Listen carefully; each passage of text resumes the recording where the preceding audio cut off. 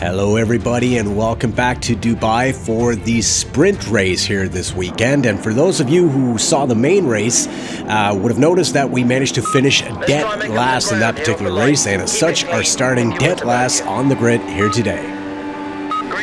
A little bit slow getting out of the gate here, but that is not a disaster in any way. As a matter of fact, I think hanging back, starting last on the grid, I think hanging back through the first corner there is probably going to be advisable, seeing as we don't want to get tangled up with everyone here and suffering damage on the first lap.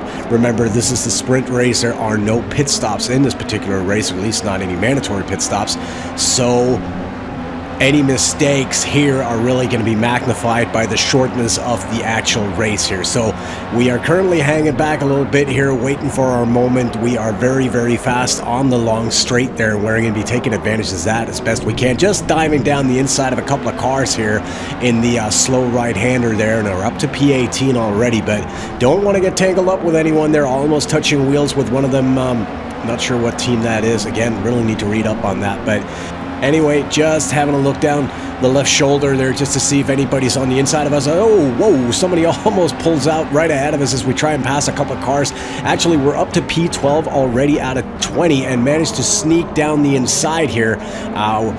We are a little bit more aggressive here in this particular part of the track there. It seemed that there was an opening and we just went ahead and took it, but we lost that particular spot really fast. Again, we're down to P13 right now. Somebody touching wheels, somebody running very wide. That should be an opportunity for us to slip down the inside of them there, and yes, we are indeed up to P12. Just contemplating having another look down the inside there, but pulling out of that move again, just thinking the better of it there. That probably would not have ended well, so we're just going to try and stay patient here. If we get any points at all in this race, it's going to be an added bonus. We do not expect anything out of this. And Alex Charon just sneaking down the inside of us there as we run wide in the last corner, and we are back down into P13. Again, just having a look over the shoulder there to see if there's somebody on the inside of us. As we sneak down the inside of Alex Charon one more time there, outbreaking him into turn 1, we are back into P12. So I guess all things considered here, starting dead last on the grid, they're up 8 spots on the first lap there, and I didn't really think that we were doing anything particularly hazardous there. Basically, people were just running off the track in front of us, and we were just taking advantage of that at a couple of places on the long straight as well. And just running right off the bumper there of Mark Cousins. We're going to have a look at him as we come out on the straight here. Just not want to get tangled up with him in the turn. But as we find ourselves in a slipstream here on the straight, we don't even have to use curves, and we have all the opportunity in the world to just ease down the inside of him here, braking very lightly. We do not have the position yet, but we should be able to defend that, seeing as we have the line. And yes, we are into P11. No guts, no glory. Come on, catch him up. Jumping ahead to lap 4 here in our chase for P10, Alicia Samuels.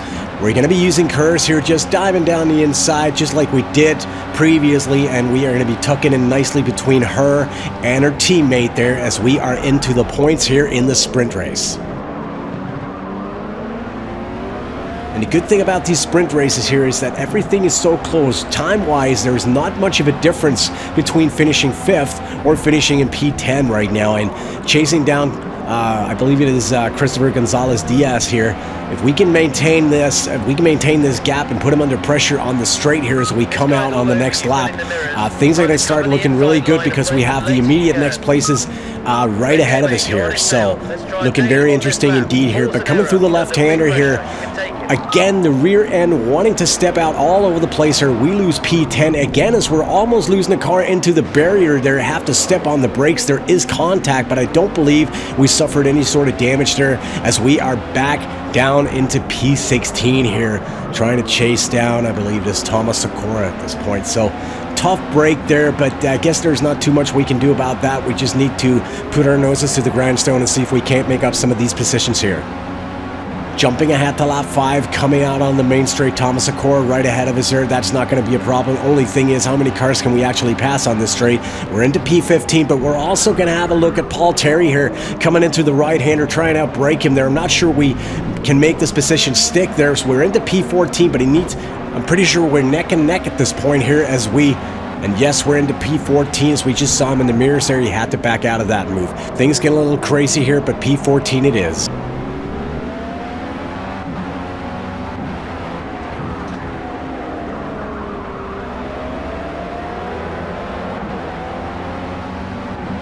Jumping to lap 6 here one more time on the back straight here. We have our sights on P13 at the moment here.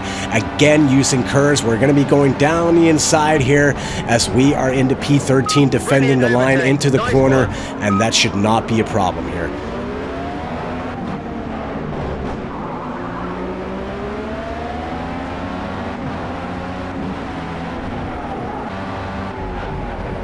Jumping ahead to lap 8 here, we've managed to close the gap on P12, Alex Charon. And on this particular part of the track, it's all about making sure the gap stays small enough for us to actually mount an attack as we go out on the back straight, because that is basically where we seem to be having the pace compared to some of the AI cars here. But Alex almost running wide there a little bit. We have a look down the inside. We back out of that one, seeing as we can't make that stick without some sort of contact there. But he comes very wide here into the sweeping left-hander here as we come out on the main straight there. We take full advantage of that, just dive down the inside of him into P11, sorry, P12.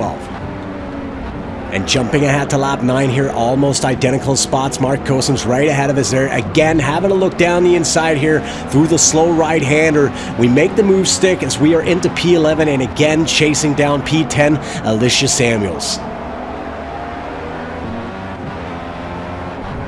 Jumping ahead to lap 11 here, it appears that our tires are starting to suffer a little bit, and our lap times are going to be down because of it. I was talking about this, I believe it was during the qualifying session for the main race there. I'm a little bit concerned with what's going to happen with my front left tire there. That one seems to be getting very, very hot on certain parts of the track where it really shouldn't. So at this point here, we're struggling to maintain pace with Alicia Samuels, and it doesn't really look like we're going to be able to put her under pressure anytime soon here. So at this point, it's all about staying as consistent as we possibly can and hopefully close the gap. Some more speed into the high-speed turns.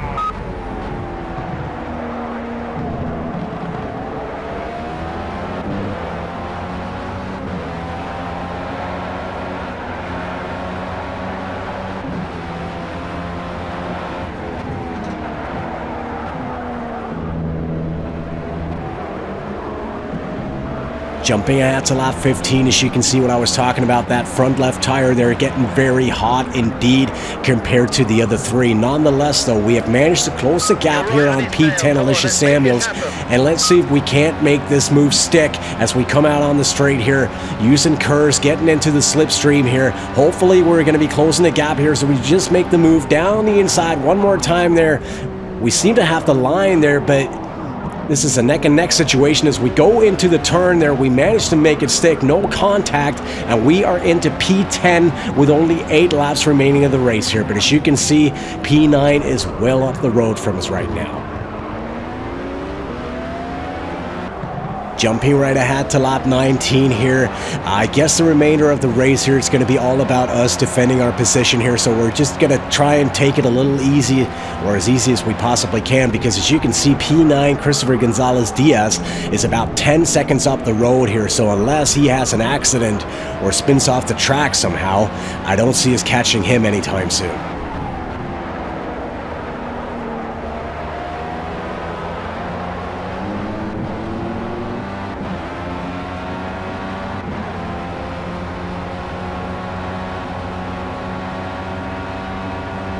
Jumping ahead to lap 22 here. Again, this is all about consolidating. P10 here, very slow on the down brake, not taking any chances at this point here.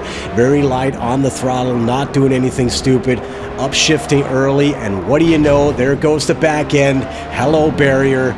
We seem to be messing up our steering there. Somebody hits us from behind, and the handling really seems to be impaired there. There goes P10. We run off the track here. Seemingly can't get back on the track. Trapped in the sand out here. There's the other wall. And there goes the front right suspension. And with 1 lap remaining of the race, there's absolutely no reason to take this one into the pits. We retire from the race. And as you can see, our guy Jim there takes the win. And Looking at the results here, we have Christopher Gonzalez-Diaz winning the race 1, as you saw, or might not have seen. And our guy Jim takes race 2 in front of Lucas Zindel, finishing 2nd here. Championship standings, Daniel Clayton, our teammate, still leading the pack there. As always, guys, thank you very much for watching. If you enjoyed this, please don't forget to leave a like or subscribe to this channel for more Project Cars action, and I'll be seeing you soon enough. Bye-bye.